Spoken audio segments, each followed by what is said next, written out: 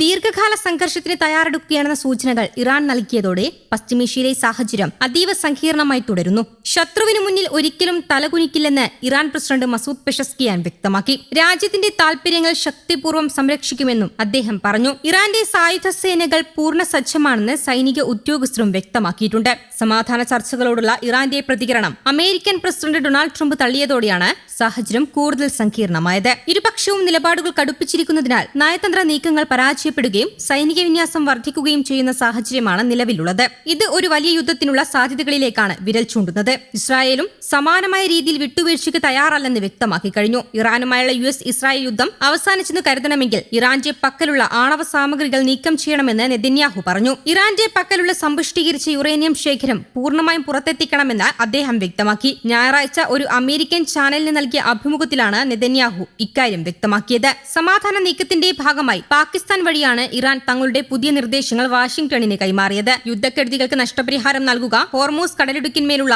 ഇറാന്റെ പരമാധികാരം അംഗീകരിക്കുക, ഏർപ്പെടുത്തിയ നാവിക ഉപരോധം അവസാനിപ്പിക്കുക, എണ്ണ വിൽപ്പനയ്ക്കുള്ള നിരോധനം നീക്കുക തുടങ്ങിയ നിബന്ധനകളാണ് ഇറാൻ മുന്നോട്ട് വെച്ചത്. ഭാവിയിൽ ആക്രമണങ്ങൾ ഉണ്ടാകില്ലെന്ന് ഉറപ്പു നൽകണമെന്നും ഇറാൻ ആവശ്യപ്പെട്ടിരുന്നു. ആണവ പ്രശ്നങ്ങളും ഉപരോധങ്ങളും സംബന്ധിച്ച ചർച്ചകൾ പിന്നീട് നടത്താമെന്നാണ് ഇറാന്റെ നിലപാട്. എന്നാൽ ഇറാന്റെ ആണവ പദ്ധതികൾ പൂർണ്ണമായും മരവിപ്പിക്കണമെന്ന ആവശ്യത്തിൽ ഉറച്ചു നിൽക്കുകയാണ് ട്രംപ്. ആണവ സമ്പുഷ്ടീകരണം 12 വർഷത്തേക്ക് നിർത്തിവെക്കണമെന്നാണ് നിലവിൽ അമേരിക്കയുടെ ആവശ്യം. ഈ ആഴ്ച ചൈന സന്ദർശിക്കാനിരിക്കുന്ന ട്രംപിന് മേൽ യുദ്ധം അവസാനിപ്പിക്കാൻ വലിയ ആഗോള സമ്മർദ്ദമുണ്ട്. യുദ്ധം സൃഷ്ടിച്ച ആഗോള ഊർജ്ജ പ്രതിസന്ധിയും സാമ്പത്തിക ഭീഷണിയും യുഎസിലെ വോട്ടർമാർക്കിടയിലും വലിയ അതൃപ്തി ഉണ്ടാക്കുന്നുണ്ട്. അതേസമയം ഇറാന്റെ ആണവ കേന്ദ്രങ്ങൾ തകർക്കുന്നതുൾപ്പെടെയുള്ള നടപടികൾ പൂർത്തിയാകാതെ യുദ്ധം അവസാനിപ്പിക്കില്ലെന്ന കർശന നിലപാടിലാണ് ഇസ്രായേൽ പ്രധാനമന്ത്രി ബെഞ്ചമിൻ നെതന്യാഹു. എന്നാൽ ഇറാൻ ശത്രുക്കൾക്ക് മുന്നിൽ അടിപതറില്ല എന്നും തങ്ങളുടെ ദേശീയ താൽപര്യങ്ങൾ ഏത് സാഹചര്യത്തിലും സംരക്ഷിക്കുമെന്നും പ്രസിഡന്റ് മസൂദ് പെഷസ്കിയാൻ വ്യക്തമാക്കി. ഇറാനുമായുള്ള സൈനിക നീക്കങ്ങളിൽ കൃത്യമായ ലക്ഷ്യങ്ങളോ പദ്ധതിയോ ഇല്ലെന്ന് ആരോപിച്ച യുഎസ് പ്രസിഡന്റ് ഡൊണാൾഡ് ട്രംപിനെതിരെ ഡെമോക്രാറ്റിക് സെനറ്റർ മാർക്ക് കെല്ലി രംഗത്തുവന്നു. ഒരു അഭിമുഖത്തിലാണ് അദ്ദേഹം ട്രംപിന്റെ വിദേശ നയങ്ങളെ രൂക്ഷമായി വിമർശിച്ചത്.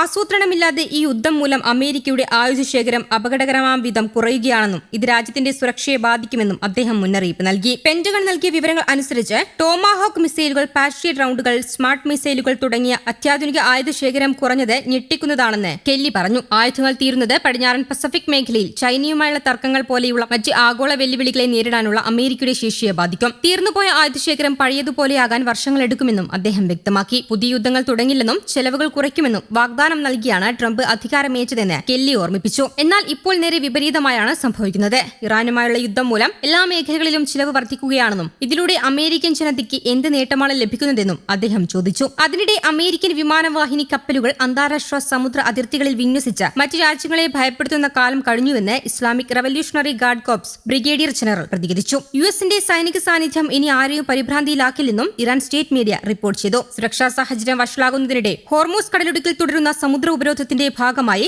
61 ചരക്ക് കപ്പലുകളുടെ ദിശ മാറ്റിയതായി യുഎസ് സെൻട്രൽ കമാൻഡ് അറിയിച്ചു. സമാധാനം സ്ഥാപിക്കാനുള്ള അമേരിക്കയുടെ നീക്കങ്ങളോട് ഇറാൻ സ്വീകരിക്കുന്ന നിലപാട് അംഗീകരിക്കാനാകില്ലെന്നും ട്രംപ് പറഞ്ഞു. മുൻപ് അമേരിക്ക ഭരിച്ചിരുന്ന പ്രസിഡന്റുമാർ ഇറാനോട് കാണിച്ച ഉദാരമായ നിലപാടാണ് ഇപ്പോഴത്തെ പ്രതിസന്ധിക്ക് കാരണമെന്നും അദ്ദേഹം ആവർത്തിച്ചു. News desk Kerala Kaumudi.